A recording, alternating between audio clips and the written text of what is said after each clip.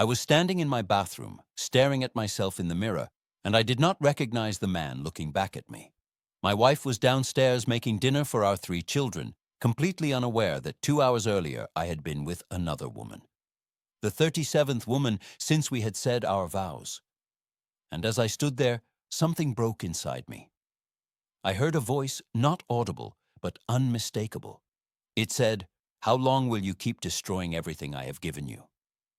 I gripped the sink and my knees buckled, because I knew that voice was not my conscience. That voice was God, and He had finally cornered me with nowhere left to run. Let me take you back to where this all began, because my story did not start with betrayal. It started with wounds that never healed. I grew up in a home that looked perfect from the outside. Nice house in the suburbs, 2-car garage, parents who went to church every Sunday. But behind closed doors, it was a different story. My father was not physically abusive, but he was emotionally absent. He worked 60, 70 hours a week. When he was home, he was either watching television or criticizing everything I did. I cannot remember a single time he told me he was proud of me. I cannot remember him ever saying he loved me. What I do remember is the constant feeling that I was not enough, that no matter what I achieved, it would never measure up. My mother tried to compensate, but she had her own struggles. She was overwhelmed, anxious, and often turned to me for emotional support that a child should never have to provide. I became her confidant, her counselor, the one she vented to about my father. I was 12 years old, carrying burdens that grown men struggle with. What I learned from my childhood was this: love is conditional. Affection must be earned. And your value as a person depends on what you can provide for others. I carried those beliefs into my teenage years. I discovered early on that I could get attention from girls. I was decent looking, athletic, and I had learned how to read people, how to say what they wanted to hear. It became a game for me, a way to feel valued, a way to fill the emptiness my father had left. By the time I graduated high school, I had been with more girls than I could count. I told myself this was normal. I told myself I was just having fun. But deep down, I knew something was wrong, because no matter how many conquests I had, the emptiness never went away. If anything, it grew deeper. I met my wife in college. Sarah was different from anyone I had ever known. She was kind, genuine, and she saw something in me that I did not see in myself. She believed in me. She loved me in a way that felt unconditional. When I was with her, I felt like maybe I could be different. Maybe I could be the man she thought I was. We dated for 3 years before I proposed. I meant every word of my vows. I genuinely believed that marriage would fix me, that her love would fill the void, that I would never go back to my old ways. I was faithful for the first 2 years. 2 years of fighting urges, of white-knuckling it, of trying to be good through sheer willpower. And it worked for a while. But the problem was that I had never dealt with the root issues. I had never addressed the wounds from my childhood. I had never understood why I craved validation so desperately. I just tried to suppress it. And suppression only works until it does not. The first time I betrayed my wife, I told myself it was a mistake, a moment of weakness. It would never happen again. I carried the guilt like a stone in my chest. I could barely look Sarah in the eyes. I promised myself never again. 6 months later, it happened again. Different woman, same emptiness afterward, same shame, same promises that this was the last time. And that became the pattern of my life for the next 12 years. I would swear off my behavior. I would recommit to my marriage. I would throw myself into being a good husband and father.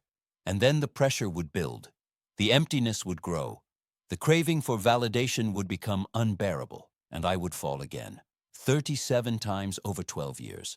I became a master of deception. I had a separate phone. I had alibis for every occasion. I knew how to cover my tracks, how to explain away any suspicion. I lived a double life so convincing that even I sometimes forgot which version of me was real. On the outside, I was the model family man. I coached my kids' sports teams. I volunteered at church. I held my wife's hand during services and sang worship songs with my eyes closed. People would tell Sarah how lucky she was to have such a devoted husband. If they only knew. The shame I carried was indescribable. I hated myself. I hated what I was doing to my wife, to my children, to my own soul. After every betrayal, I would spiral into self-loathing so deep I could barely function. I would pray desperate prayers, begging God to take away the desire, to change me, to make me different. But I never truly surrendered. I never got honest with anyone. I never sought real help. I just kept trying to manage my sin instead of letting God transform me. And the consequences were piling up. My marriage, though Sarah did not know my secret, was deteriorating. I was emotionally distant because guilt does that to you. I could not be fully present with her because a part of me was always hiding. We argued more. We connected less. She knew something was wrong but could not identify what. My relationship with my children suffered too. I was physically present but emotionally checked out. I was so consumed with my secret life, with managing my deceptions, that I had little left to give them. I was robbing them of a father without them even knowing it. And my spiritual life was a wasteland. I went through the motions, but there was no real connection with God. How could there be? I was living in direct rebellion against everything I claimed to believe. Every worship song felt like hypocrisy. Every sermon felt like condemnation. I was dying inside. Slowly, invisibly, but certainly dying. Then came the night that changed everything. I had just come home from being with another woman, number 37. I went upstairs to clean up before dinner. And as I stood in that bathroom looking at my reflection, the weight of what I had become finally hit me with full force. 37 times, 37 betrayals, 37 daggers into the heart of the woman who had given me everything, 12 years of lying, hiding, pretending, and I heard that voice. How long will you keep destroying everything I have given you? I collapsed against the wall and slid down to the floor. I started weeping, not the quiet tears I had cried before, but deep, gut-wrenching sobs that I had to muffle so my family would not hear. And then something happened that I cannot fully explain. It was like a veil was lifted. Suddenly, I could see my life from outside myself. I saw my wife, faithful and trusting, completely unaware of the man she had married. I saw my children, innocent and adoring, looking up to a father who was a fraud. I saw the women I had used and discarded, each one someone's daughter, each one left worse for knowing me. And I saw myself, not the charming, successful image I projected, but the broken, empty, desperate man I really was. A man so hungry for validation that he would destroy everything precious to get it. A man so wounded that he would wound everyone around him. It was horrifying. It was the most painful moment of my life. But it was also the most necessary. Because in that moment, I finally stopped running. I finally stopped hiding. I finally faced the truth of who I had become.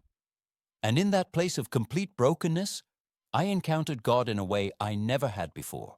His presence filled that bathroom. I cannot describe it any other way. It was not a vision or an audible voice. It was simply a knowing, a profound, unmistakable awareness that the Creator of the universe was there with me on that bathroom floor in my lowest moment. And what I felt from him was not what I expected. I expected condemnation. I expected wrath. I expected him to tell me what a disgusting failure I was. Instead, I felt grief. His grief. It was as if I could sense the sorrow of a father watching his son destroy himself. Not anger, not disgust, but deep, profound sadness. And then I felt something else. Love. Overwhelming, incomprehensible love. Love that knew everything I had done, every single betrayal, every lie, every broken promise, and loved me anyway. I do not know how long I was on that floor. It could have been minutes or hours.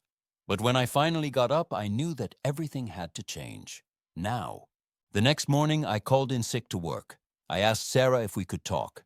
I sat her down in our living room, and I told her everything. I will never forget the look on her face. Confusion turning to disbelief. Disbelief turning to horror. Horror turning to a pain so deep it made my own suffering seem trivial. She asked questions I answered honestly for the first time in our marriage. She screamed. She threw things. She collapsed on the floor in a heap of anguish. I had done that to her. 12 years of deception had built a bomb, and I had finally detonated it. She told me to leave. I did not argue. I packed a bag and went to a hotel. I sat on the bed in that empty room and felt the full weight of consequences I had earned. Over the next several months, I lost almost everything. Sarah filed for separation. My children looked at me with confusion and hurt. Word got out in our community, and friendships I had built over years evaporated overnight. I had to resign from my leadership positions at church. The reputation I had spent decades building was destroyed in days. But here is the strange thing. In the midst of all that loss, I felt something I had never felt before: freedom. For the first time in 12 years, I was not hiding. I was not managing a secret. I was not pretending to be someone I was not. The truth was out, and even though it was devastating, there was relief in no longer living a lie. I found a counselor who specialized in the issues I was struggling with. For the first time in my life, I started dealing with the root causes, the childhood wounds, the father hunger, the desperate need for validation that had driven my destructive behavior. I found a support group of men who were fighting similar battles, men who understood the shame and the struggle, men who held me accountable and spoke truth into my life. And I found Jesus in a way I never had before. I had been a Christian since childhood, or so I thought, but I realized I had never truly surrendered my life to Him. I had added Jesus to my life, but I had never let Him transform it. I had asked Him for forgiveness, but never for lordship. On my knees in that hotel room, night after night, I finally gave Him everything. Not just the behavior, but the brokenness behind it. Not just the sin, but the wounds that had driven me to it. I stopped trying to manage my issues and let Him have complete access to every corner of my heart, and He began to change me from the inside out. It was not instant. It was not magic. It was a process of daily surrender, daily dependence, daily choosing His way over my own. But slowly, I began to experience freedom I had never known was possible. The cravings that had controlled me for decades began to lose their power. The emptiness that had driven me to seek validation in all the wrong places began to fill with something real. For the first time in my life, I felt genuinely loved, not because of anything I did, but because of who I was to God. I also began to understand what my behavior had really been about. Every betrayal was a search for something only God could give. Every woman was an attempt to medicate a wound that only He could heal. I had been trying to fill an infinite need with finite things, and it could never work. When I finally let God meet that need, the desperate craving subsided. Not because I became superhuman, but because I finally found what I had been looking for all along. Now, I need to tell you about Sarah.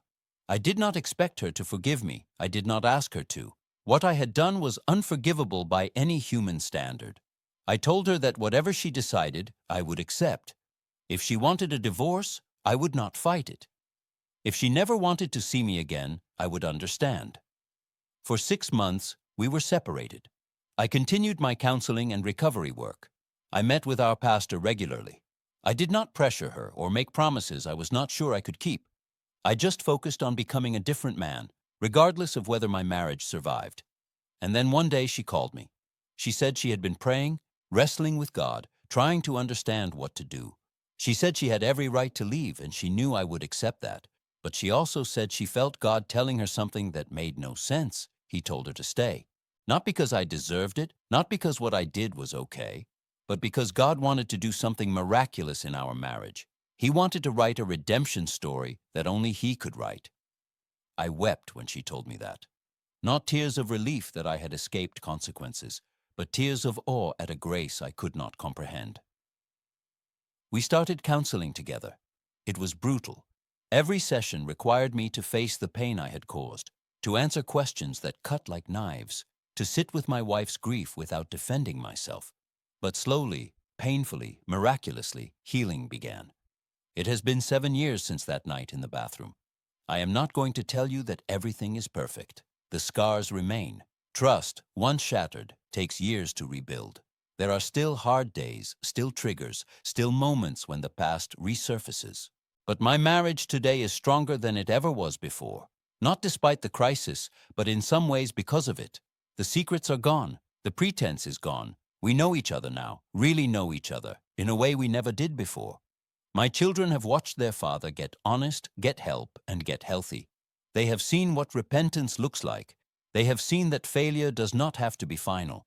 I pray that my example, both the warning and the redemption, will shape how they navigate their own struggles. And my relationship with God is no longer a performance. It is real. It is daily. It is dependent. I know that apart from Him, I am capable of destroying everything good in my life, and I know that with Him, I can walk in freedom I never thought possible. If you are watching this and you are hiding something, I want to speak directly to you. The secret you are keeping is killing you. It is killing your relationships, your peace, your connection with God. And it will eventually come to light. The secrets always do. The only question is whether it will be exposed on your terms or someone else's. I know the fear. I know you think confession will destroy everything. I thought the same thing. And yes, honesty has consequences. I lost things I can never get back. But the life I have now, the freedom, the authenticity, the real relationships, it is worth everything I lost. I would not trade the broken life I have for the polished lie I was living. If you are struggling with the same things I struggled with, please hear me. You are not uniquely broken. You are not beyond help. There is no pit so deep that God's grace is not deeper still. But you cannot defeat this alone. I tried for 12 years. Willpower is not enough. Shame is not enough. You need help. You need community. You need professional support. And most of all, you need Jesus. Not the religious version you may have tried, but the real Jesus who transforms from the inside out. He met me on a bathroom floor at my absolute worst. He did not clean me up first. He came to me in my filth and loved me there. And then he began the slow, patient work of making me new. He will do the same for you. What God showed me that night was not how terrible I was. I already knew that. What He showed me was how much He loved me anyway. How He had been pursuing me through every failure, every fall, every broken promise. How He never gave up on me, even when I had given up on myself. That is the God I serve now. Not a distant judge waiting for me to fail, but a loving Father who runs toward His broken children. I cheated on my wife 37 times. By every measure, I should have lost everything, and in some ways I did. But what I found on the other side of confession was worth more than what I lost. I found freedom. I found authenticity. I found a marriage rebuilt on honesty instead of pretense. I found children who respect their father's recovery, even as they grieve his failures. I found a relationship with God that is real, and I found that His grace truly is sufficient, not just for the respectable sinners, but for the worst of us, for men like me. That is what God showed me. That is what changed everything. And if you let Him, He will do the same for you.